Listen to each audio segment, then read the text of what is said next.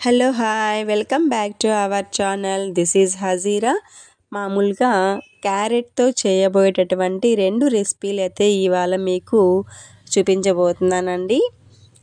చాలామంది carrot, beetroot sweets అయితే చేస్తూ ఉంటారు, హల్వా, పాయసం లాంటివి. ఇవాళ అయితే మనం హాట్ ఐటమ్స్ అయితే చూడబోతున్నామండి. పిల్లలు బాగా ఇష్టపడి తినేటటువంటి క్యారెట్ పకోడా గురించి, మిల్లెట్ పౌడర్ లేక మల్టీగ్రెయిన్ పౌడర్తో చేసేటటువంటి క్యారెట్ రోటీ గురించి అయితే నేను మీకు ఇవాళ చూపించబోతున్నానండి. ఆరోగ్యానికి చాలా ఉపయోగపడేటటువంటి డయాబెటీస్, బీపీ ఉన్న వాళ్ళకి మంచి డైట్ అన్నమాట ఇది. ఎందుకంటే షుగర్ లెవెల్స్, బీపీ లెవెల్స్ చాలా కంట్రోల్ అవ్వడానికి, డైట్ మెయింటైన్ చేయడానికి ఈ రెసిపీస్ మీకు ఉపయోగపడతాయండి. ముందుగా అయితే క్యారెట్ని బాగా తురుముకొని, ఆ తురుములో 1 టేబుల్ స్పూన్ అల్లం వెల్లుల్లి పేస్టు, 2 టేబుల్ స్పూన్ల సాల్టు, 2 టేబుల్ స్పూన్ల రెడ్ చిల్లీ పౌడర్, అలాగే మిల్లెట్ పౌడర్ 1 కప్పు వేసేసి బాగా కలిపేసుకోవాలండి. ఇందులో 1 చెంచా జీలకర్ర పౌడర్ అయితే నేను యాడ్ చేశాను, మంచి ఫ్లేవర్ కోసం అన్నమాట. ఇలా మొత్తాన్ని మెల్లగా కలిపేసుకున్న తర్వాత కొద్దిగా వాటర్ వేసుకొని కలుపుకోవాలండి.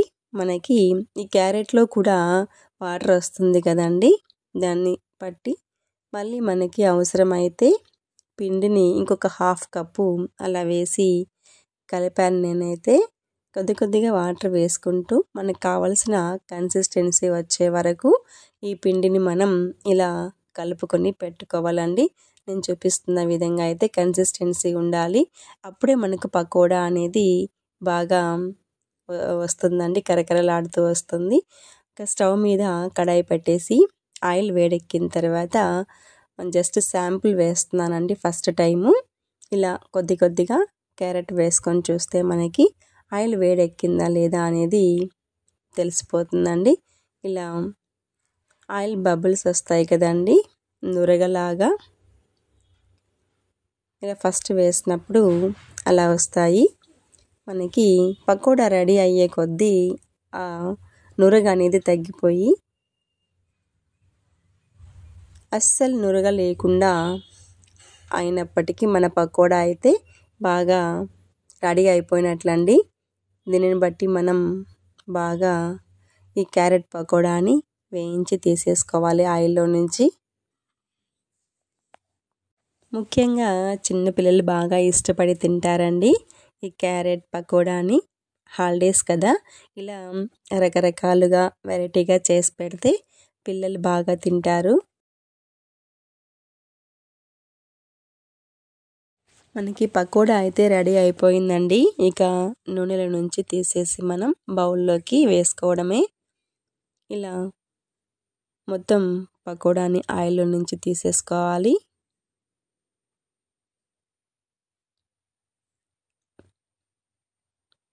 ఇలా మిగిలినదంతా క్యారెట్ మిశ్రమాన్ని ఇలా నేను చూపిస్తున్న విధంగా ఆయిల్లో వేసేసి బాగా ఎర్రగా వేయించుకున్న తర్వాత తీసేసామనుకోండి, కరకరలాడుతూ క్యారెట్ పకోడా చాలా అంటే చాలా సూపర్గా కరకరలాడుతూ మంచి టేస్టీగా ఉంటుందండి. 2-3 డేస్ అయినా కూడా మనకి ఈ క్యారెట్ పకోడా సూపర్గా ఉంటుంది.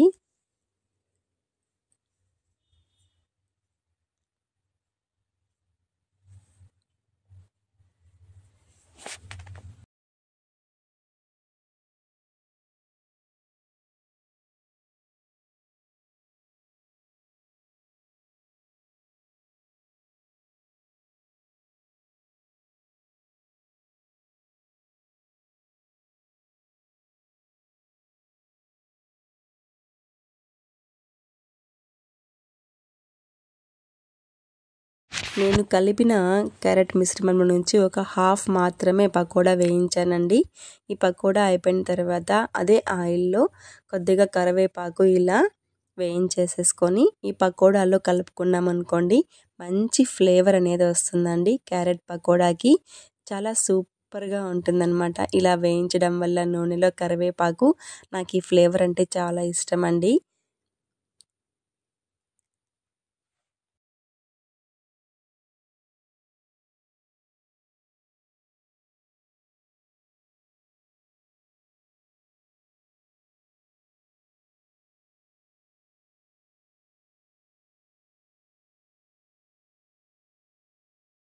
Carrot pakoda ready.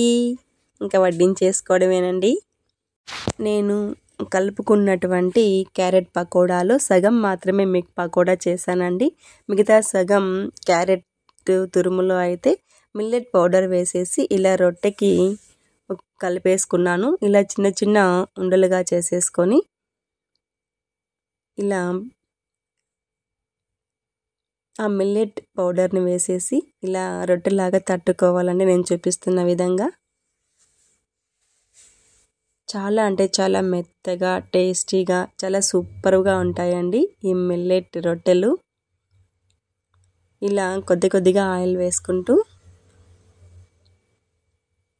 తవా మీద బాగా తిప్పుకుంటూ కాల్చుకోవాలండి రొట్టెని. అప్పుడే మనకి రొట్టెలు అనేటివి చాలా బాగా టేస్టీగా వస్తాయి. చాలా స్మూత్గా ఉంటాయండి ఈ రొట్టెలు. పళ్ళు లేకపోయినా కూడా తినేయచ్చు, అంత మెత్తగా అంత స్మూత్గా ఉంటాయి. చూస్తున్నారు కదా ఎంత బాగున్నాయో, చాలా సూపర్గా వస్తాయండి.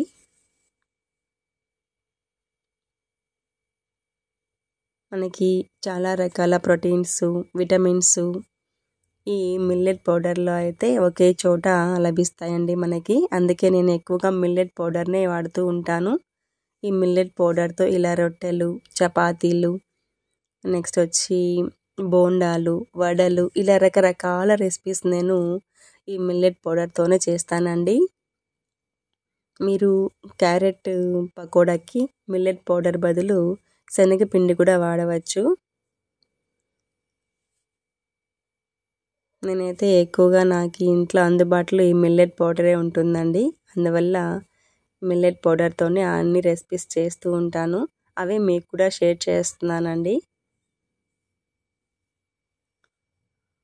ఇదే మిల్లెట్ పౌడర్తో నేను సంగటి కూడా చేస్తానండి. చాలా సూపర్ టేస్టీగా అయితే వస్తుంది.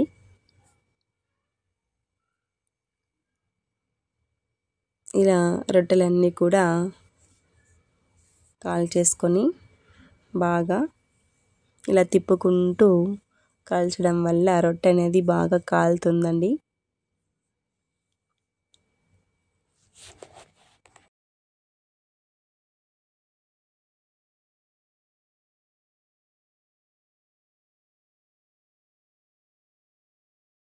అయితే రెడీ అయిపోయాయండి. ఇంకా ఈ రొట్టెల్లోకి చింతాకు పప్పు, చాలా చాలా సూపర్ టేస్టీ పప్పు అండి. కాంబినేషన్ చాలా సూపర్గా ఉంది కదూ. Thanks for watching. బాయ్.